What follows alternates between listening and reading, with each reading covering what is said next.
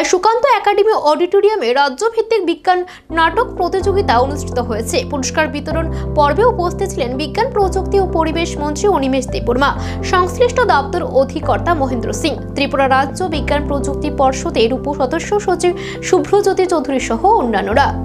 নাটক করতে করতে ক্যারেক্টারের মধ্যে ঢুকে গিয়ে আকবরের যিনি অভিনয় করেছেন, বাড়িতে উনি ওনার মাকে নাকি বলছিলেন জাহাপনা এসে গেছে, আমাকে খাবার দিন। এরকম হয় যে ক্যারেক্টারটা ঢুকে গেছে।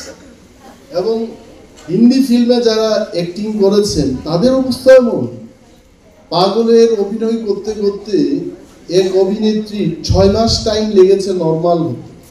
সো ওনারা বলবে drama does not come on its own. আরেকটা বিষয়কে নিয়ে নিজের মধ্যে থেকে ঢুকিয়ে ওইভাবে অভিনয় করা, it is very difficult task.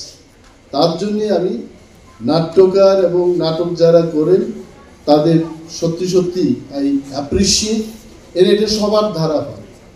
আমাকে যদি নাটক করতে বলে আমি তো পলিটিক্যাল স্পিচ দেবো সেখানে, বায়ু গুণেরা বলে শুরু করে দেব। তো এটা আমরা পারবো, কিন্তু বিভিন্ন ক্যারেক্টারের যে অভিনয়গুলো এটা আমরা পারবো না। So it is really challenging. এবং আজকে এইবারকার যে থিমটা কি বলছে, যে science and technology for the benefit of mankind or human being, এটা বিশাল জিনিস। কারণ সায়েন্স অ্যান্ড টেকনোলজি যারা নাটক করেছেন, নাটকে যারা এক্সপার্ট, ওনারাও স্বীকার করবেন মানুষের লাইফটা কিন্তু সায়েন্সকে বাদ দিয়ে হয় না। এই যে মাইক্রোফোনটা দিয়ে আমি বক্তব্য করছি, এটাও তো বিজ্ঞানের আবিষ্কার।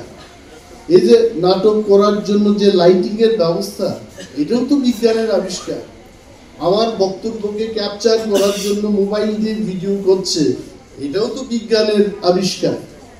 আজকে থেকে 25 বছর আগে can we think of mobile? আমরা এই মোবাইলটা মাথায় ছিল না।